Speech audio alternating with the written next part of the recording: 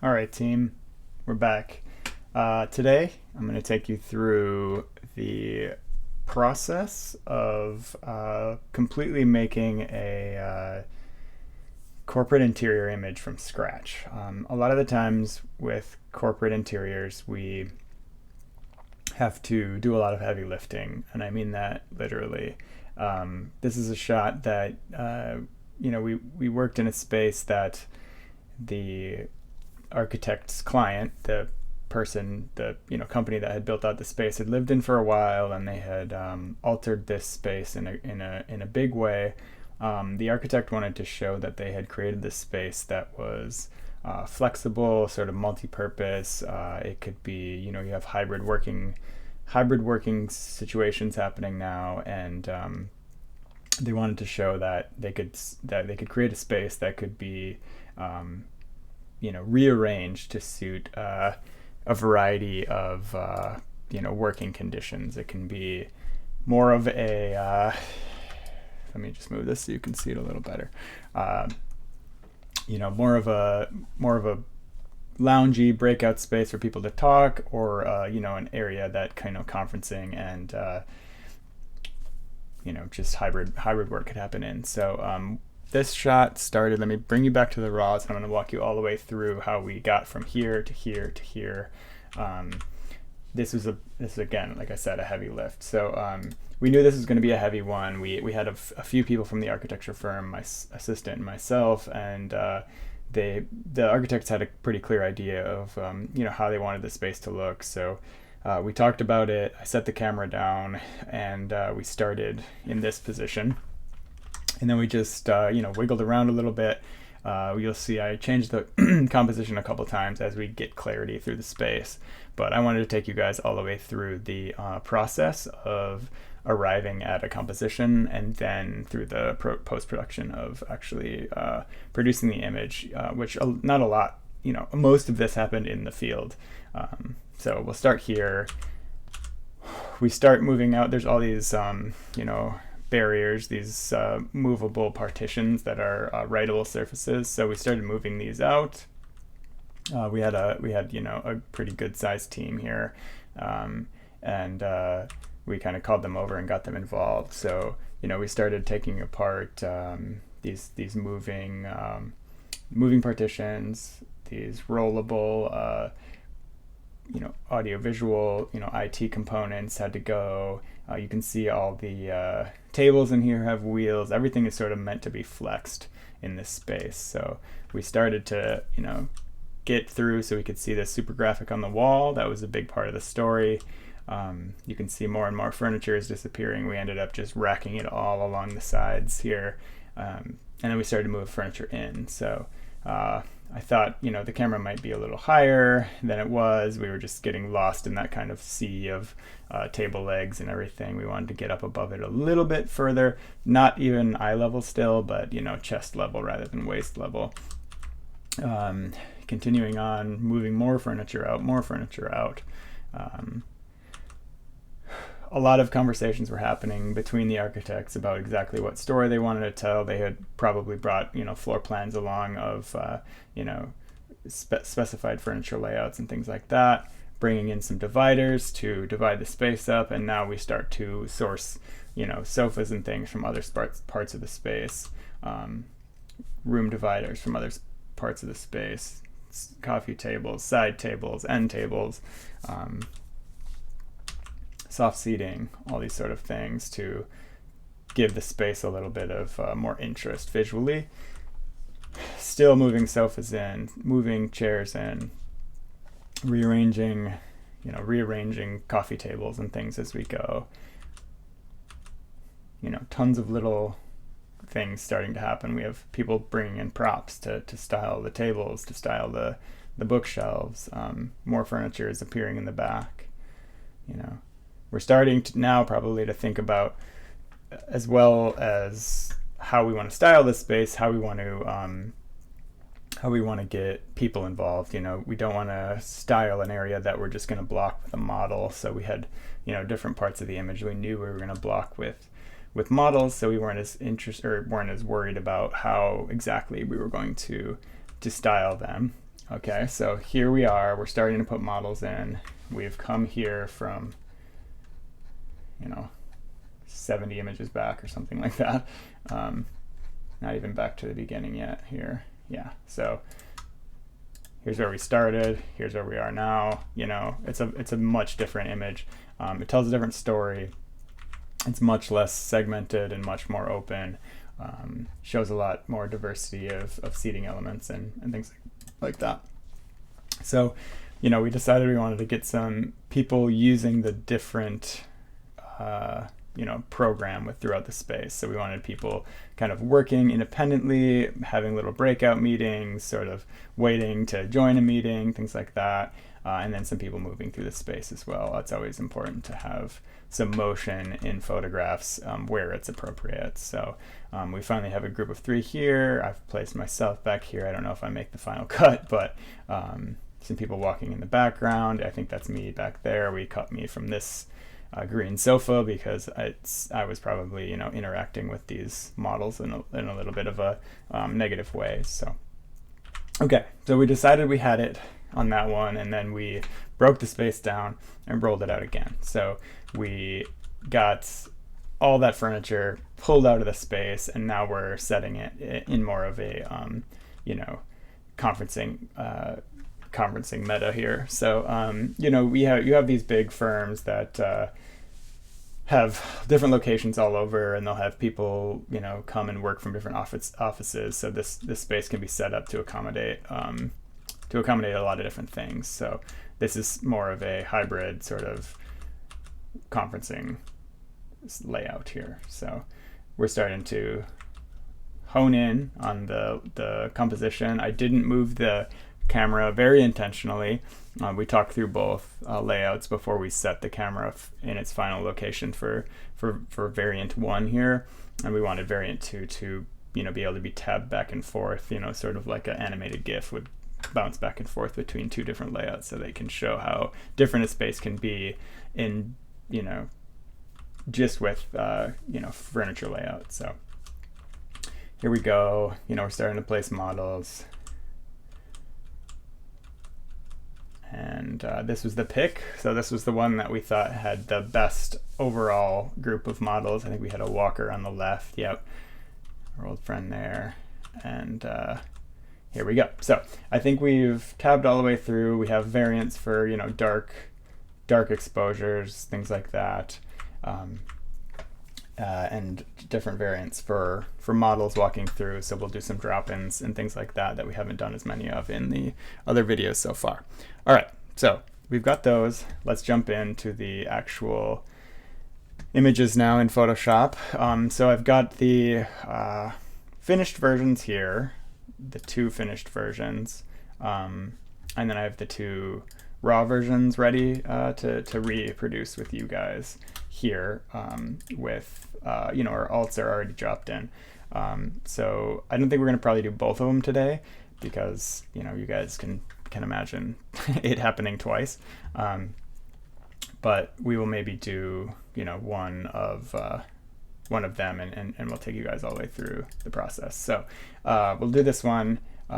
We've got, it looks like here, I just copied my old layers over from the other file so that I would have the correct drop-ins. So let me just get rid of the masks on the layers so that we can remake them together.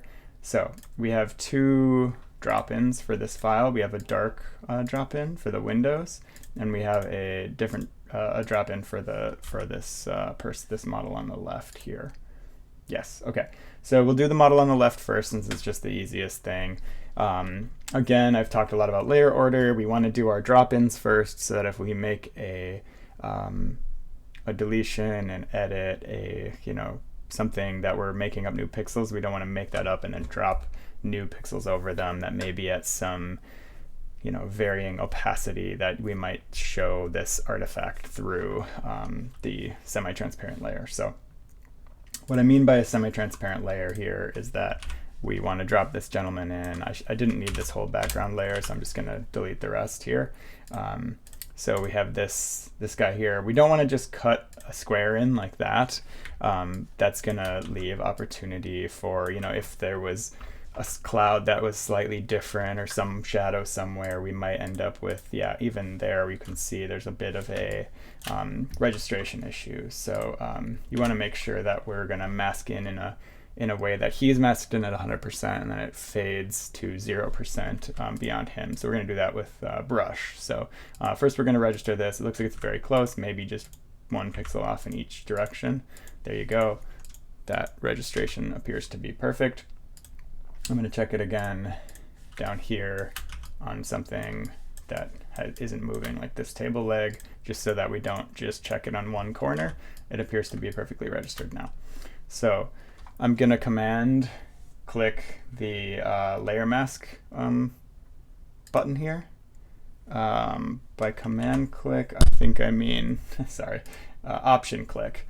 We're gonna option click that button to create a new layer mask that's just all black, all masked out. So we're going to then just take a soft brush here. We'll take it, I realized I have been making this hard on you guys because I've got my camera over, or my you know, the video of myself over the, you know, some of the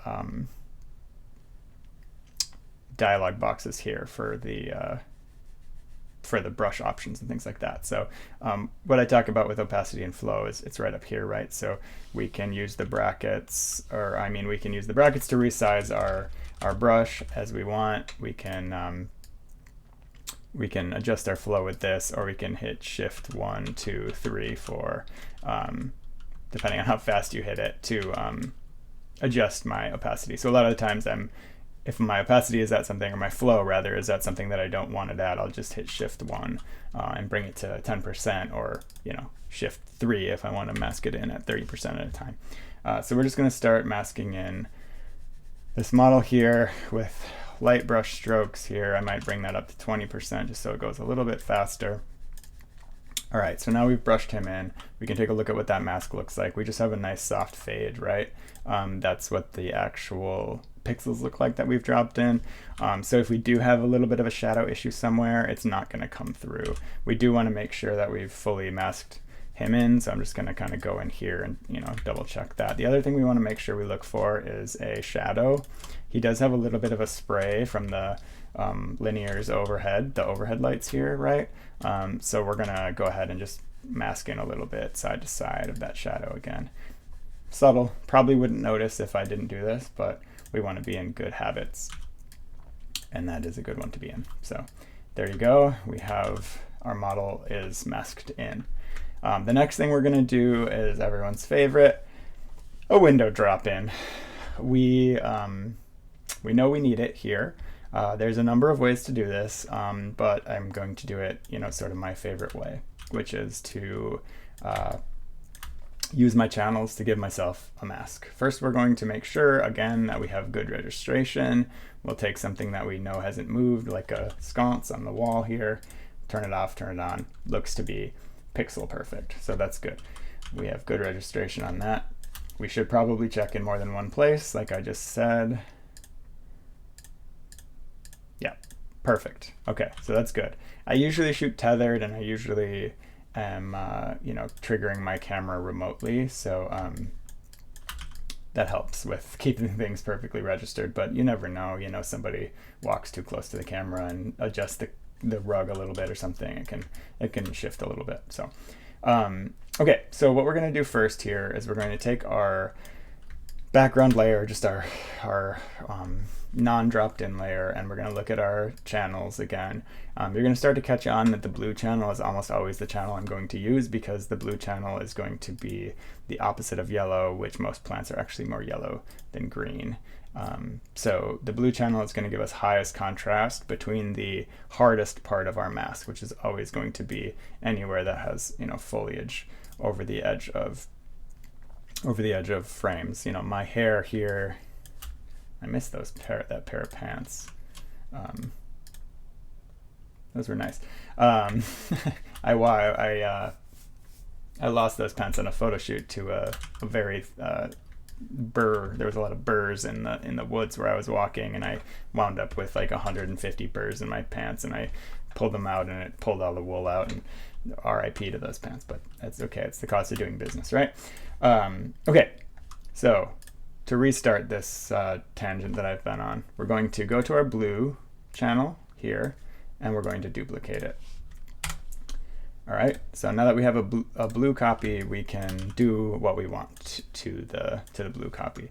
So I'm gonna adjust the curves of this, which is Command M is the hotkey. Yeah, Command M.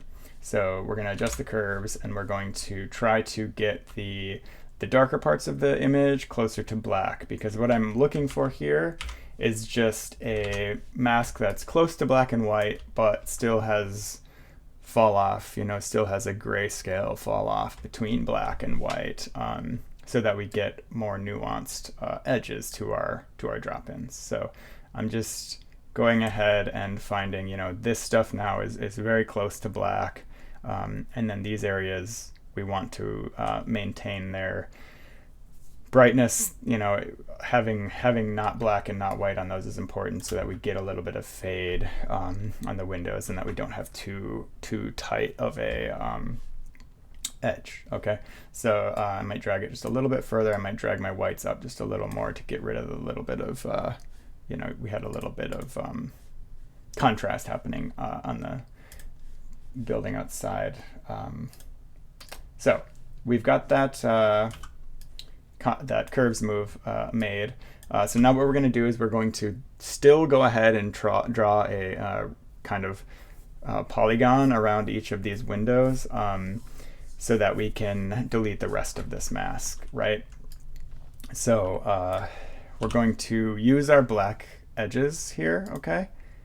And we're still going to cut. We're still going to cut around the edges of the windows, and this will all make sense in just a minute. Okay, so we still have to cut around the square edges of the windows, but these areas that have black we can just include, right? So we don't have to be super precise on the foliage. We don't have to be precise on, we actually want all this contrast here because it's going to end up looking much more natural. Again, I can leave in all that foliage there. I'm going to cut, there's going to be some of this that we're probably going to have to redo outside of the mask to make sure that our selection is accurate, on like the edges of these lights and stuff, when you're going to have a little bit of bloom from your from the light kind of creating that soft glow that it should have. I'm going to leave these lights, and I can always point with my finger, and I'm learning for you guys that I need to like actually gesture with the marquee, with the cursor, I should say. A little bit hard to tell where this ends, probably here, right? Yeah, diagonally slants up to that. Okay. Again, we're going to just use that black edge as our, we're not going to have to worry about these window mullions. In fact, where we have a little bit of bloom over them, it's going to be nice because it's going to slightly darken those down. I can tell you right now we're going to have an issue with this pipe that I just selected around on the top of this image. We'll deal with this in a minute, and we'll deal with this in a minute. We're almost there already, though. Making sure I don't jump the gun and work too fast here. Making sure I have good, accurate selections. We'll deal with that little pipe in a minute. Right now, we're just looking for a nice black background for the rest of the frame. Okay, I'll do a better job on this. We don't want that diagonal. Okay. So now that I have that, I'm going to select invert, or I'm going to select the inverse here and delete it. So now we just have a mask for our windows. There's two ways I can do this. I can just go ahead and cut these out now. I would rather apply the mask and then cut them out after I've done that, because I'll have a better idea of like how much bloom I want to leave. I don't know that this pipe is actually going to matter. We might not even have to take it out. So we'll go back to our RGB layer. We'll leave our blue copy there. Not turned on. We'll turn this on. Now we'll make a selection of our blue copy. So again, that's command click here. All right, so there we've got a nice selection, and then we're going to create a new layer mask with that, okay? So there you go. With that one step, we've dropped it in what I'm sure is already a very accurate way. Here's the best way to check. Beautiful, no? I mean, hours if you want to try to go in and mask around all this nonsense, okay? We have to clean up now, right? So a lot of tools are really good to get you most of the way there, and then you got to do the rest of the work yourself, right? So we have to go back and delete these lights from the picture, right? Gone. We have to check this one spot where the pipe came over the top of the image here, right? That's the CNA building out there in Chicago.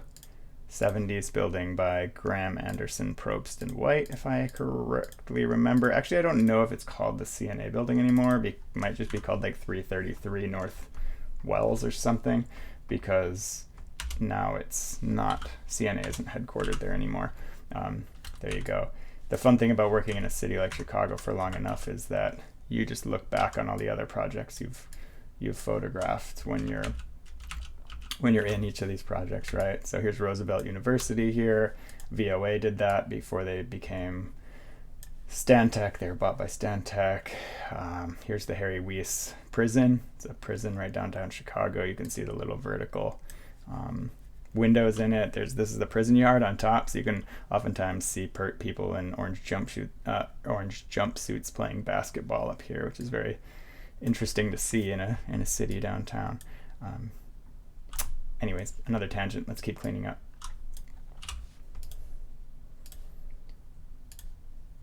Didn't do that very accurately. I'll come back for it in just a second. Hey, now what are you doing to me?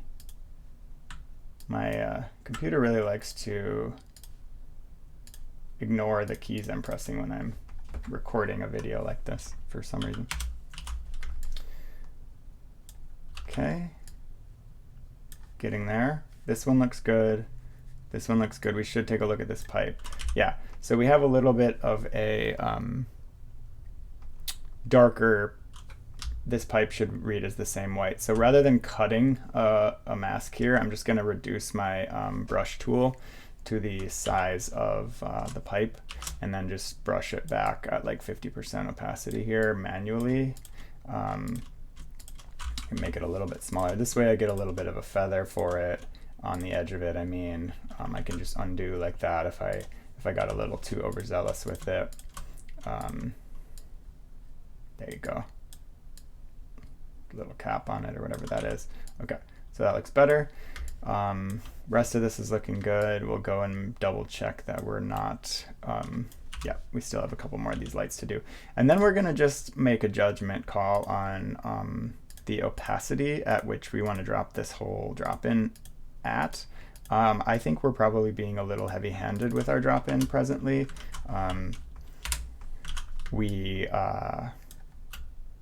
Just because we made this exposure at -1 stop, -2 stops, -3 stops under our middle, whatever it happened to be, doesn't mean that it's the correct level of exposure, right? So whether you're retouching for another photographer or you're retouching your own work, right, you're just making an educated guess on how dark you want the image to be, and oftentimes you take a gamble and use a slightly darker image than you need because you want to make sure that you have the proper pixels for the darkest or for the lightest part of the image to be dropped in, right? So I'm going to zoom out here, and yeah, the outside looks borderline, you know, dimmer than the inside and some parts of it back here. So I'm just going to look at this in full, again, I'll slide this over to the side a little so you guys can see it better. I'm going to look at this in the full screen context, in the full image context, and I'm just going to take my opacity slider and begin to slide it down a little bit here. So there's at 82%, that's looking better to me. 67%, it's looking a little bit light. We're starting to lose definition here on this Weiss prison. So I'm going to bring that back up to maybe 77%. Looks good. We can play with that. We can leave it there as well, and we can always come back to it later if we feel like we have, you know, we might brighten the ceiling, we might darken the floor, we might take saturation out of the ceiling, whatever. And this then may, by contrast, look too bright or too light. So that's the window drop in.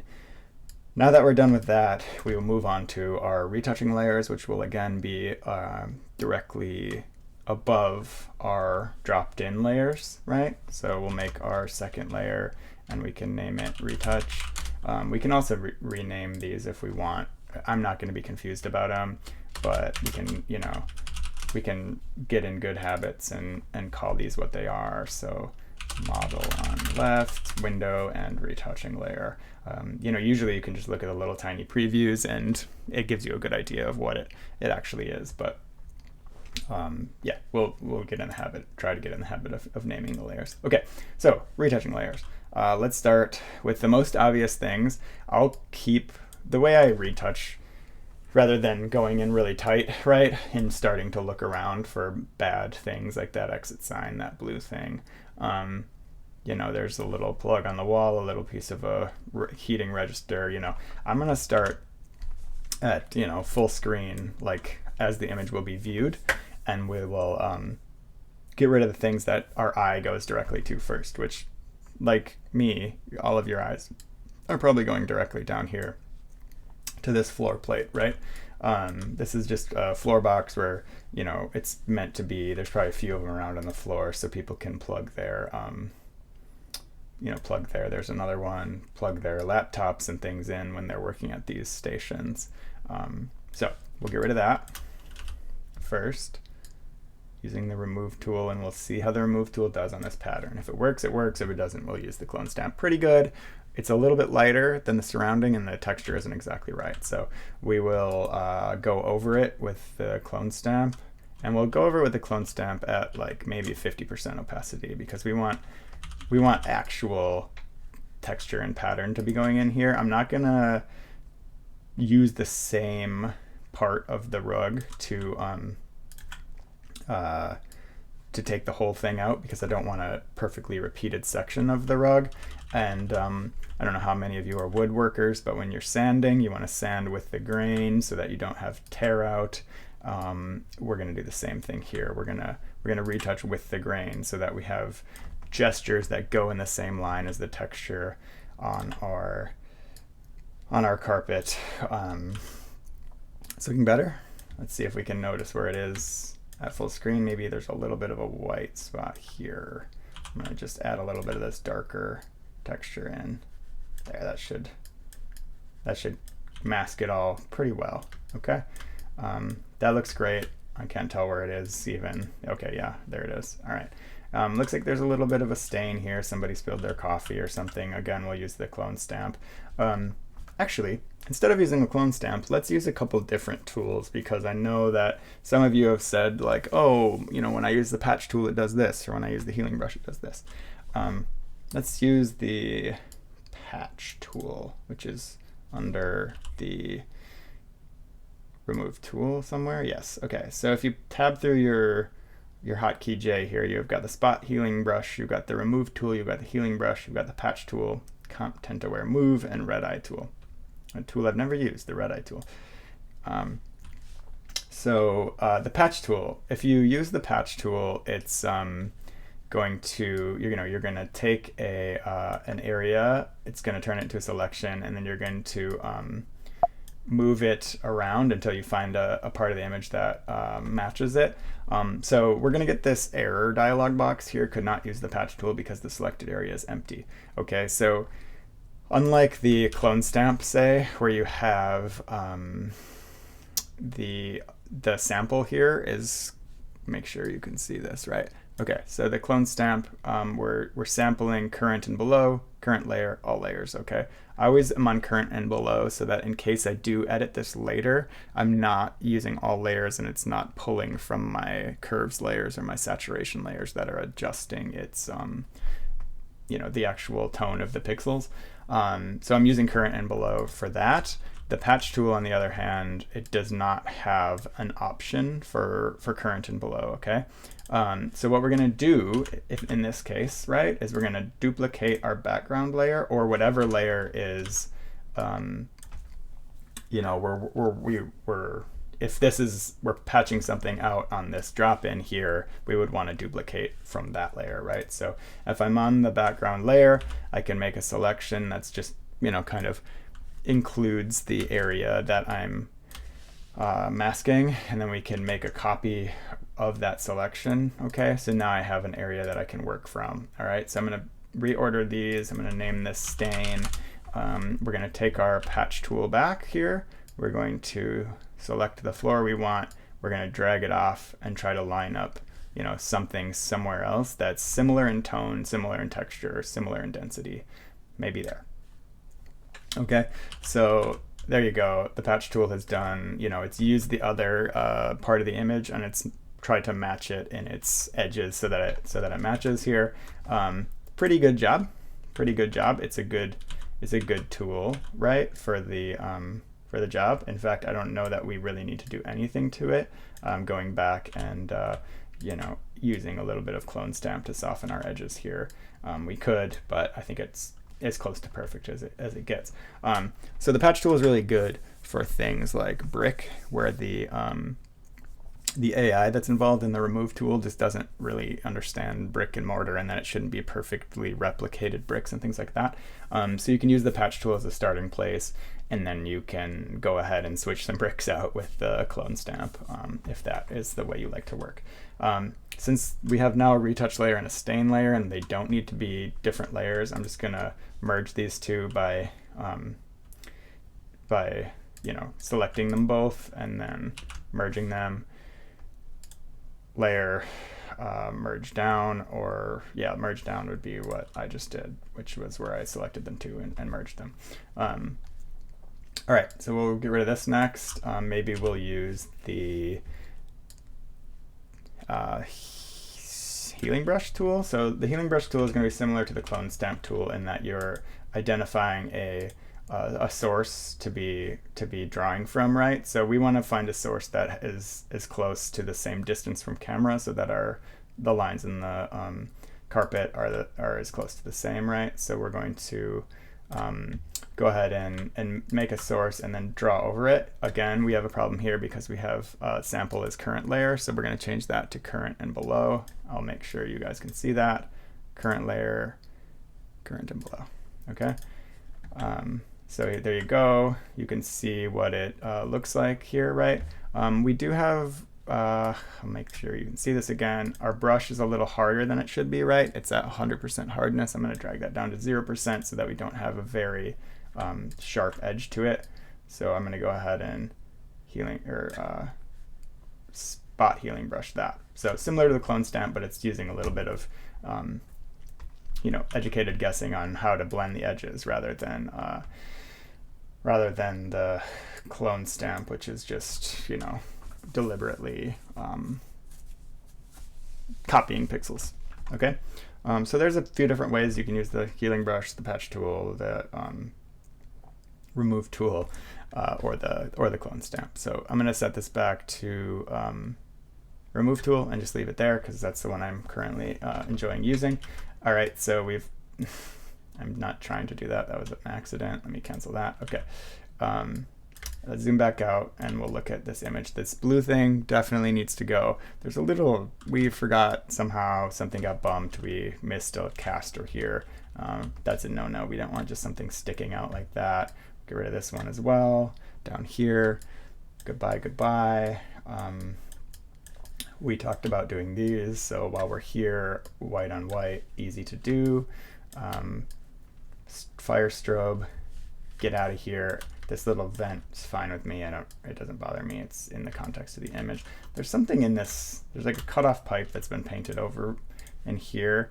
This is a place that I'm going to want to draw in a buffer, in a bumper, just so that I'm bouncing off of it rather than cloning over it. I think we're going to use the clone stamp here as our starter because I know that the other brushes are going to get really weird when they bump up into that into the you know, edges that we have over here. So all right, so we'll clone from nearby here and just start removing it.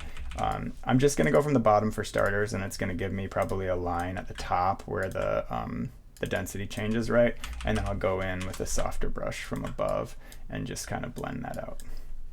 Pretty good, not bad. That's what my kid says all the time. Pretty good, not bad. I'll remove those repeaters that I made. And we'll call that pretty nice. Yes, okay. Should we take out this one while we're at it? Maybe the remove tool does the job there, since the edges aren't black and things like that. Yeah, okay. That's fine now. It doesn't distract me. Let's go get this blue kid here. All right, so we have two options here. We can make a quick mask by hitting Q and just brushing red here with, yeah, it'll brush in tone if it's on the if it's black, it'll brush away tone, it'll erase tone if it's on white. So we just have to make sure that we're on black while we quick mask here. So we've hit Q, we've drawn in here, we've released Q. That gives us a nice little selection. And now we can do a hue saturation layer. The first thing I want to do is see if I just don't need to take this out, right?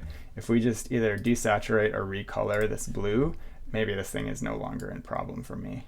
But I'm guessing it will be. But we'll look at this first because it's the least heavy-handed way to handle this. Okay, I'm just gonna slide you down all the way since you're being a jerk, computer. Looks like I didn't quite brush in tone all the way. Yeah, okay. Still super dark and super annoying, so I'm just gonna throw that layer in the trash, and we will just take this thing out manually. So this thing's gonna be kind of hard, isn't it? We have a bunch of pipes that come into it. Yeah, let's just figure it out. So first thing I'm gonna do, we're gonna retouch the column first and leave the rest for later, okay? So I'm gonna just give myself a nice bounding box that's the face of the column, the west face of the column, since I know my east face faces towards the lake, since I'm looking at the CNA building from the old post office. We're gonna start with this piece of conduit here and just send that up toward the sky. I know that there's this little bump here that's gonna give me repeaters, so I'm gonna take that out, even though it's not in the part I need to be cloning over. And we want this thing to connect, hopefully, with the one above it, which it doesn't look like it's going to do. So we'll just take it all the way to the sky here, where it intersects this ceiling plane here, and we'll just let it terminate there. I have a sort of flare to the edge of my column, so I just want to make sure that I respect that there. We'll leave this little bit of garbage on top because it gives it, you know, a little less photoshopped feel to the edge of it. Okay, so now that we've redone the column, the west face of the column, we're just going to invert the selection. So now our bounding box is protecting the inside, and we'll just work from the outside in both directions here. So clone stamp, we're going to just make sure we're resampling whenever we need to make sure that we're lining up with the things that need to line up, and then just carrying them on in the same direction they're going. Okay, so I'm carrying on the horizontal planes horizontally and the diagonal planes diagonally.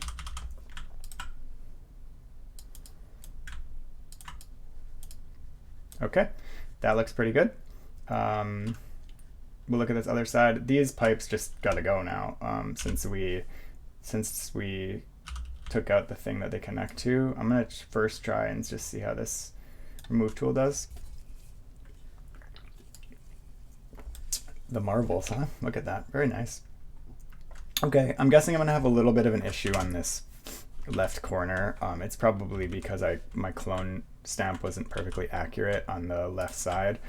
So I'm just gonna, I selected the inverse again, so now I'm working on this column itself. Not a pillar, it's a column, okay guys? Get your terminology correct. And then I'm just gonna go back to the outside again and make sure I have a nice sharp line there. Yes, okay. So, very good. Looks like I have a little bit of shadowing and stuff from where the shadows of that box were. So I'll just go back in. Yeah, I can see it's here and then it's repeated here. So I'll just go back in quickly. I'm not gonna set a bounding box because I think I can just work within the bounds of this column and just mitigate the funny little artifacts that I left behind, right? subtle, small, almost gone. It's cold in Chicago days today, guys. It was -5 degrees Fahrenheit when we took the kids to school this morning. And -5 Fahrenheit is -20.5 degrees Celsius for you friends who are over in the rest of the world that uses the metric system. All right, so that is done. Yes, okay. Anything else that we see? Sure, plenty of little things. Is this thing annoying? Yeah, don't like it much. You know, we've said it before, you can go on forever, or you can stop whenever you feel like it's time to stop. There's no right answer. This is photography. That's what makes it beautiful, right? You're an artist. You can decide an image is done when it's done.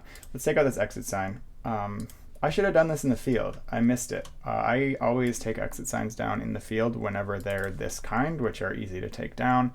It would have given me the terminator on this. So now we're gonna have to make one up, which is not gonna be so fun, but we'll do it anyways. Sometimes you make mistakes. Okay, so we need to get our clone stamp going, which Photoshop is being mean to me right now. Stop being mean to me. Okay, clone stamp. Hello? Okay, on the correct layer, let's clone stamp this thing away. I'm gonna overshoot the light. I think the light probably ends about here, but I'm gonna overshoot it. And then we'll come back and rebuild the corner, okay? So there's a nice, got a little bit of a repeater there. Let's randomize a little bit. We'll select inverse so that we have our bumper on the other side, guide, guard, whatever you want to call it. And then we're going to select inverse again. Actually, we're not. We're just going to go ahead and draw in the end of the light, okay? So we know what this light is meant to look like because we have this light above it, right? So the light sort of comes down at an angle to this light reveal, and then it goes down and appears to line up with the same, at the same line, okay? So that's the edge that we want. So I'm just gonna select inverse here now that we've drawn it and make sure that that actually selected inverse. It did. Command-Shift-I select inverse. There's so many shortcuts that I'm just not saying out loud that I hope you guys know. Okay, so there's that guy hanging loose there. Good with it. Yeah? All right. So the last thing we really need to do is to get rid of a lot of this yellow in this image. Our ceiling and our floor is too cool. Sorry. Our ceiling and our floor is too warm. I didn't want the windows and the light that the windows cast in the back here to all get weird and blue because it's going to be harder for me to mitigate that than it is for me to do this, these big swaths of open space, right? So I'm gonna just take a big old soft brush here at maybe 20% flow. Let's try that. And we're going to just brush in our ceiling. We can fine tune this later, okay? This is, again, I've hit Q, I've gone into quick mask, I'm drawing with black, which looks, red or whatever you have it set to. And I'm just gonna sort of make a nice big soft selection for as much of this gray contaminated with yellow area that I can. I'm going to go in with a slightly smaller brush and fine tune it. I don't really care if I overshoot a little bit of the image because I can come back and brush it away later, right? That's the beauty of masks, okay? So it doesn't have to be perfect, but we'll start with that. Okay, so you can see my selection, hopefully. I know it's a little bit hard when it's full screen and it's on YouTube and it has compression and stuff, but the selection is there. So we'll just take a new, I don't know if I want to do this with curves and just take a little bit of the yellow out of it and a little bit of the red or green, or if I want to just desaturate. Let's start with desaturating. You want to be careful, okay guys? blue, yellow, they exist in the world. Don't make everything white. Or I'll come and get you. Okay, we're gonna select our yellows, okay? So I've done that using the eyedropper tool, okay? You click on the eyedropper tool, boom, you got your yellows, okay? And I'm just gonna start to slide that, ooh, so better. So much better so fast. I've taken 30 saturation out of my yellows and I already feel like I'm done, okay? Could I go further? Sure. Should I go further? No, I shouldn't. I can see it's not affecting this area back here as much as I'd like, so I'm gonna just brush in with white on the mask. This is what the mask looks like, right? I'm just gonna brush in with white a little more here so that it has a little bit stronger effect on the area there. I'm also gonna double check here. You can see it's disproportionately affecting a little bit of the image that I don't want it to. I shouldn't even say disproportionately, it just is affecting some of the image I don't want. These yellows are important. They're super graphics. They're designed by an artist. I don't want to mess with them. That's not my job. That's theirs. They chose the color. We're just going to now use black and brush back over the yellows there so that we don't negatively affect them. Okay? All right. So we're going to just go in and brush a little more into this column, a little more into the whiteboard here. Wherever I see a little yellow where it doesn't belong, feeling good, feeling gorgeous. Okay. All right, one other thing I know that, is a little bit annoying to me is this cyan bounce from the window. I actually don't love these doors all together. Do we take those out? Yeah, why not? Let's do it. It's gonna be kind of hard though. Okay, let's do it anyways. We got Andre's head there. We'll try not to mess with his dome. We'll make a selection for our blues, or for our wall here. We'll delete this lamp from the selection. And we'll start there. Okay, so I'm gonna go, I think I'm gonna make a door layer here. So I'm just making another layer over the top of my retouch layer. That's just gonna be its own thing because, I might not like this at the end. Who knows? So I'm just gonna make another layer and we'll have it separate. So we got the end of a J box there, a junction box that they capped. There's probably supposed to be a light there, but it never happened. Let's see what happens if we just try using the remove tool here to start just to remove the door and see if it does a good job. There's so many complex gradients here that I can't imagine it's going to do a perfect job, but I've been surprised in the past. Damn. That's pretty good. That's pretty good. Yep, that's pretty good. All right, so there's a little bit of weird, plaid happening in here. Not sure why that is. So I'm going to just take a clone stamp tool and randomize a little bit from the area above that didn't have that problem here persisting throughout. Got to be careful with our gradients, but yeah, okay. That looks pretty good. It's so weird that his head is so close to the top of this. I didn't notice that when I was making the photograph. That's what I'd call a tangent, and I don't like it. I would much prefer his head respect the top of that plane. Like Justine's head here comes up above this, but it is what it is. So I'm not going to focus on that too much. It's tiny in the context of the image.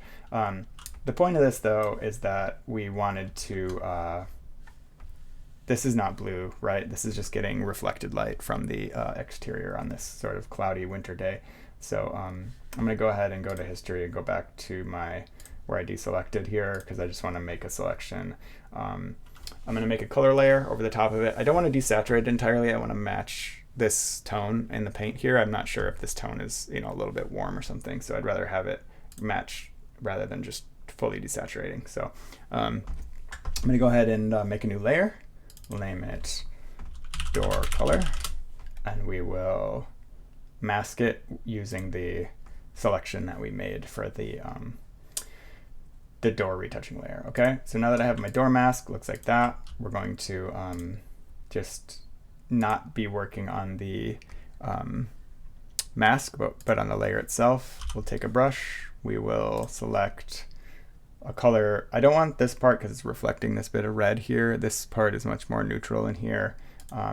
we'll take this. Yeah, so it's a little bit cool. It's a little bit purpley cool. We'll take a selection somewhere in there and we'll start to brush that over this. Oops, I forgot something important. So we've made a color layer, but we haven't set the attribute to color. So right here, rather than normal, we want this to be on color, okay? There you go.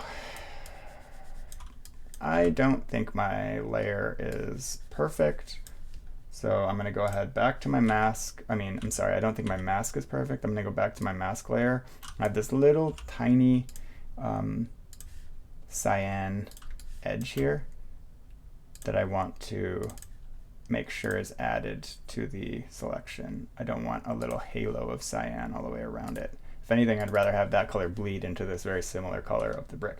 So we don't have to brush in anymore. All we have to do is, adjust this. You can see it's got this little fade on it, right? So we're just gonna make a selection that includes the part we want, and then we're just gonna delete it out of the old selection. So hopefully now it's yeah, no more cyan halo, looking good. Yeah, let's look at it in context. In context, it looks natural, it looks good. Yeah, no other edits needed there.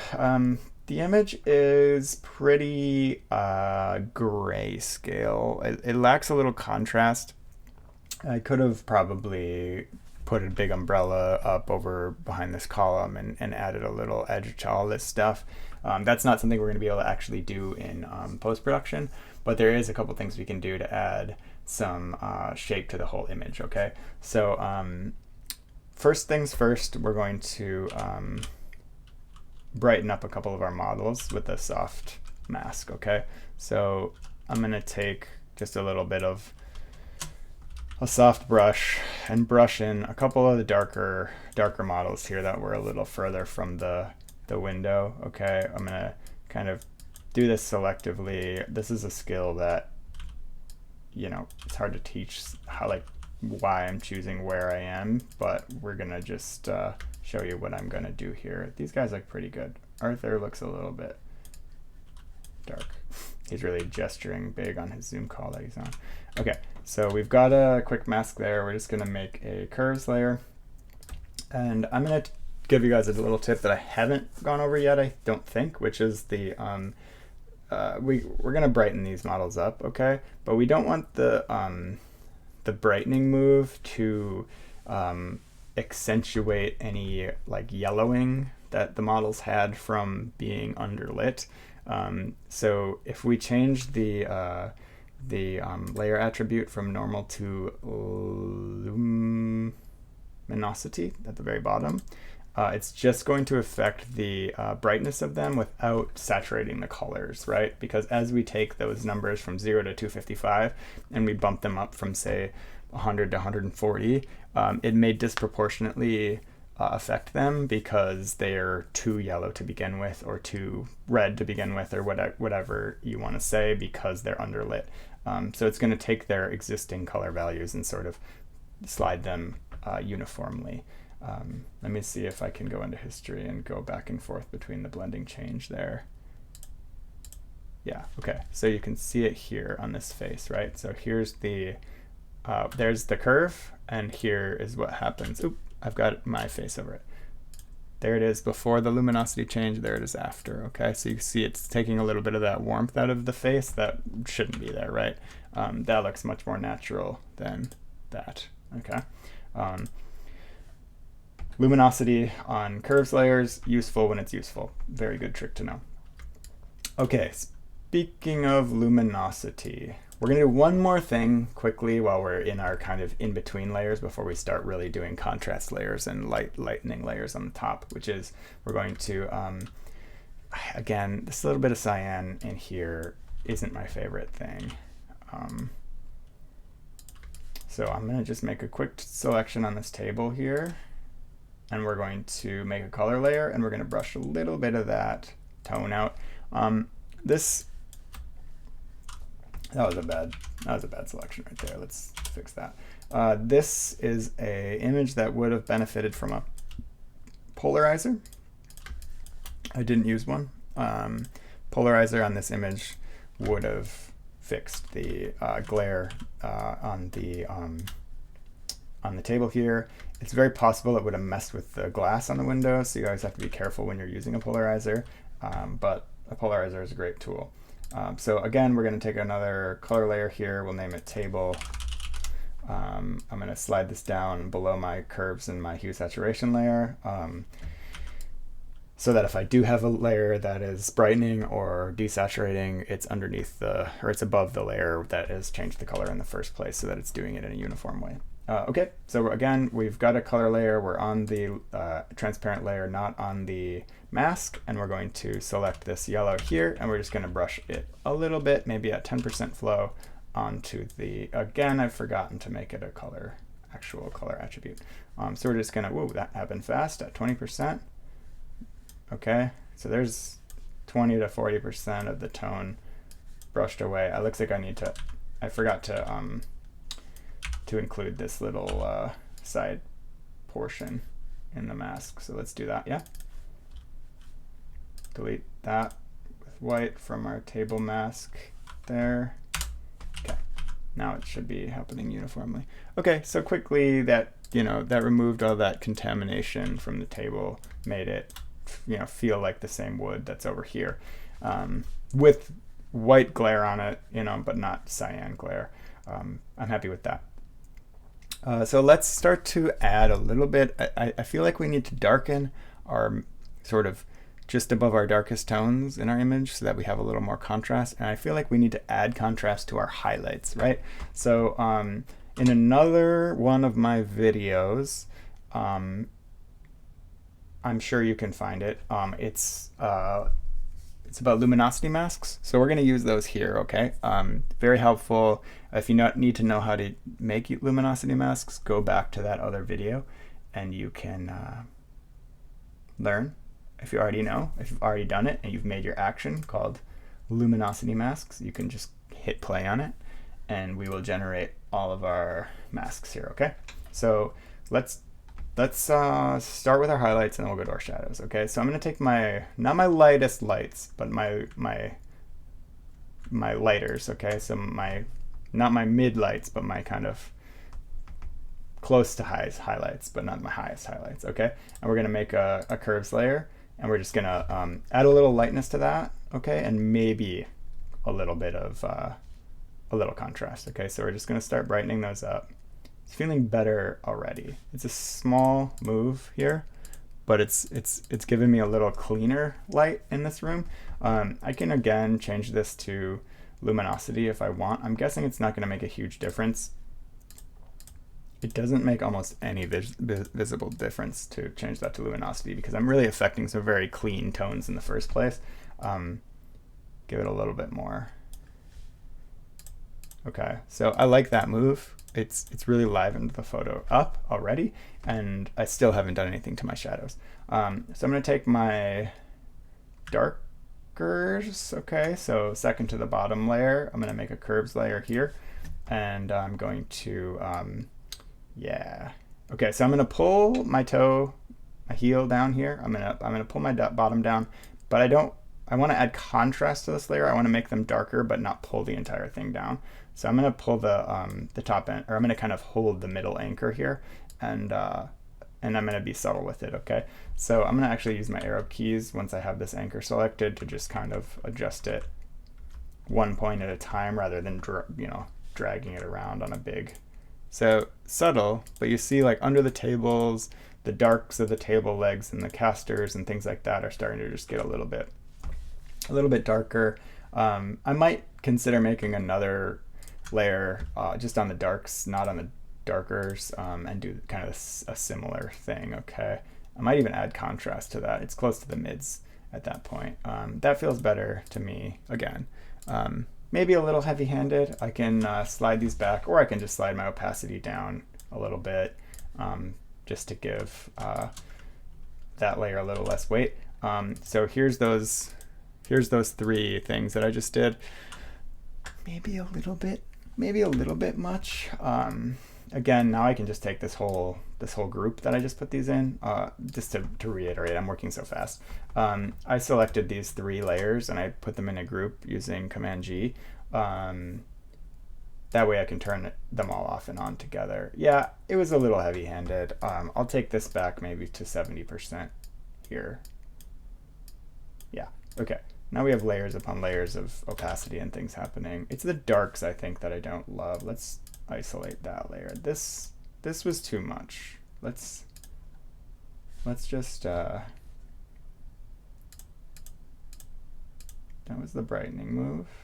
Or was this the brightening move? That was the brightening move.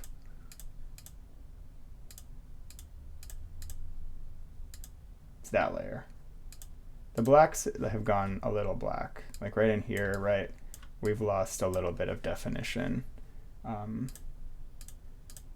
between these blacks. Okay, so that's the move I need to back down. There. Okay. Now I'm happy with it. Yes, now I'm happy with it. Okay. So now that we've changed everything, we can kind of go through and give it a once over again and make sure that we haven't, made any new layers that affected other layers. Does our window drop-in still look good? We've done a lot of work on our contrast, our color inside. The window drop-in, density-wise, I think is right on. I don't think we want it any darker than that. This sky still has tone in it. There's even a bird flying by. We don't need it to be any lighter than that. We don't need it to be any darker than that. It wasn't a great dramatic sky day,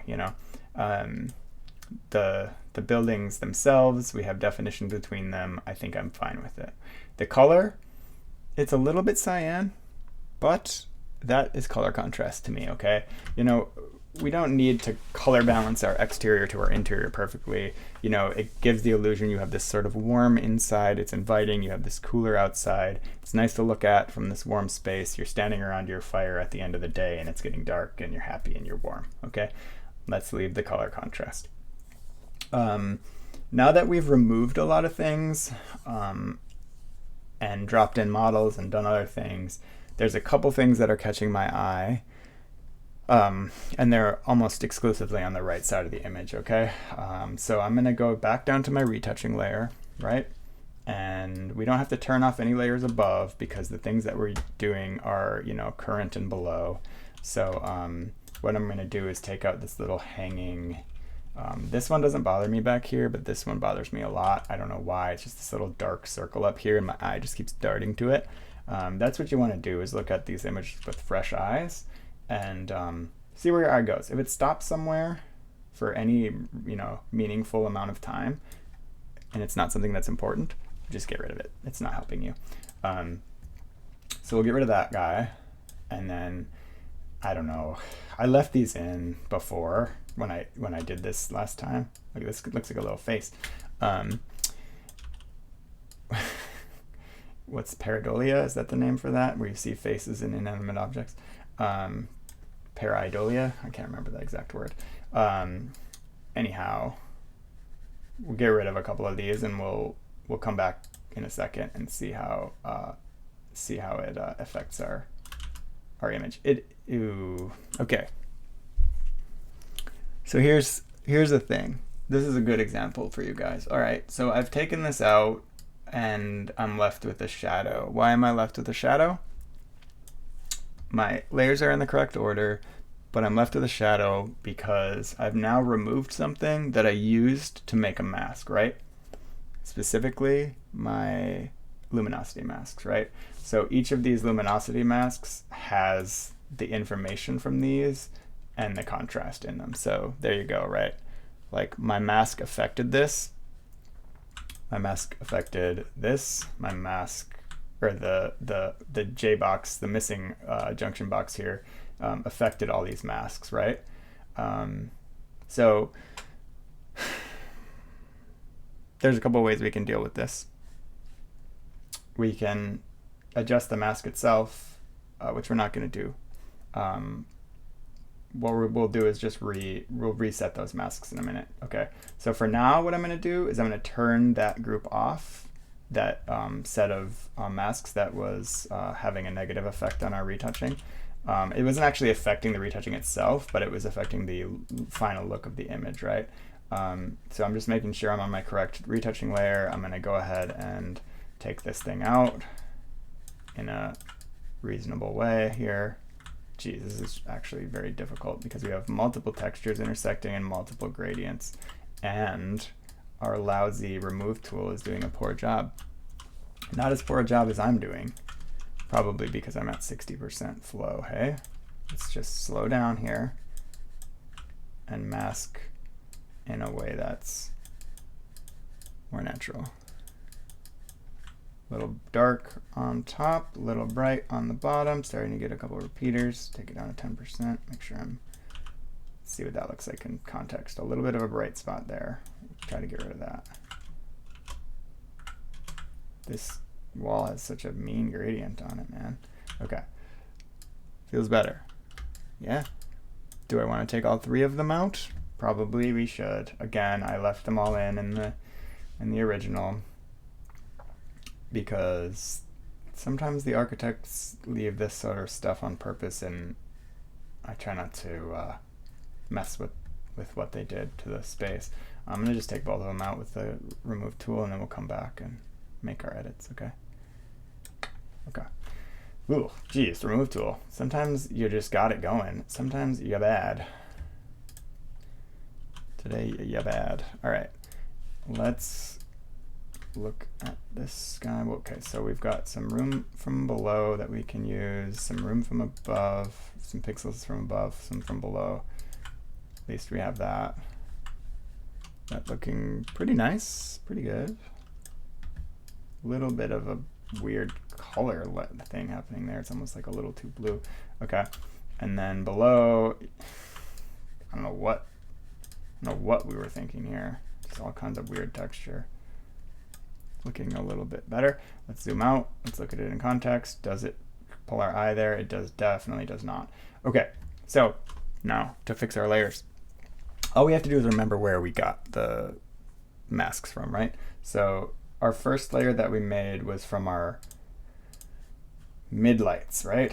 Let's just verify that. We can look at that layer. We can look at our midlights, same layer, right? So, we have to remake these layers. So we need to delete all these luminosity masks that we made. Just throw them in the trash. Okay, we'll delete blue copy too because we don't need that anymore. And then we just got to rerun our luminosity masks. Now that we've taken this out, we can't just take from our old one, right? So there, we have a new luminosity mask that doesn't have them in. Okay, so all we got to do is take our, let's just delete right-click that, delete layer mask on the first curve layer we made. We just select our lighters and we just apply that using layer mask here, right, to our layer. Boom. Okay, so we got one fixed, and then we had our darkers and our darks. So we'll just select our darkers. Oops, delete that layer mask. Apply that, select our darkers, or darks rather. Trying to remember this is a little bit tricky, but we could also just delete those 3 layers and run it back, right? We could just make them all again, but there you go. Reapplied, no shadowing. Very nice. Okay. Are we done? Are we done, guys? What do you think? I made an error here, which is I didn't check my casters one final time. They got bumped a little bit, and it bothers me so hard right now that I didn't have these casters straight, but that's a problem for me and not for you, I guess. I think we're pretty there. Should we? I was given a little bit of feedback that I wasn't doing enough before and afters. I'm trying to do better for you. Hear me? So there's how we started. Here's how we are now. So we've cleaned up our ceiling, we've cleaned up our floor, we've cleaned up a lot of distracting little artifacts in the architecture. We've dropped in our exterior. Let's give you a before and after on that again and see if we can catch any, if we were bad kids and missed any little parts of the drop in. Anything look bad to you? All our lamps are there. All of our foliage is clean. Our leaves. What's this little fella? Hand sanitizer. Now the question is, if we take that out, is it gonna mess with our luminosity mask layer we did? Is there gonna be a little shadow of it? Not enough to matter. Okay, good news for us. Should we take these out? Guys, I could just keep you all night, but I won't do it. I gotta go cook dinner, yeah? We'll take this out and then we'll go back to our recap here, okay? There's so many little things.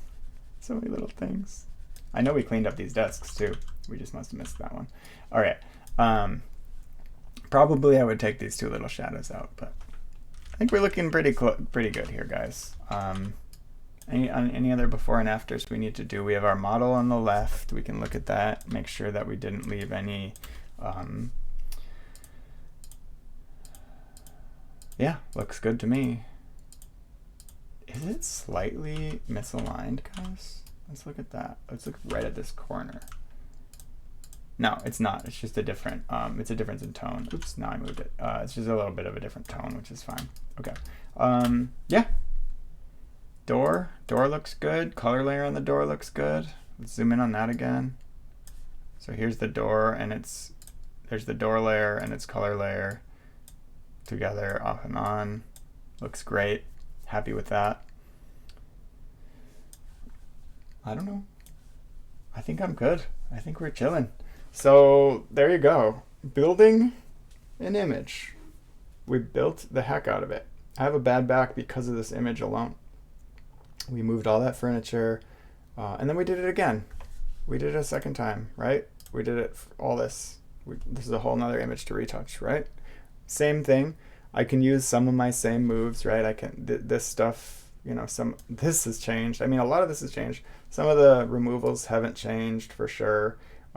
Probably the background layer, you know, we'll have to do a little magic here, but the background layer is probably reusable for the most part. A lot of the other layers, though, we're just gonna have to start from start. I'm not gonna do that today. You know, you guys can imagine, you know, where we would end up there, but this looks good to me. So I'm happy with the process. Let me know if you have any questions about any specific tools or anything, or how I did anything. I'll try to keep hearing your feedback and you know, coming back around and catching it in the next video. So I've been appreciating the comments and the notes you guys have been leaving me, both here on YouTube and on Instagram. So keep it up. I'll keep doing what I can. Shoots start tomorrow, and then I start traveling again. So I'm trying to record these and roll them out over the weeks here, because I know I'm going to get so busy soon. So yeah, there you go. Off and on, building images, corporate interior. Love you. See you next time.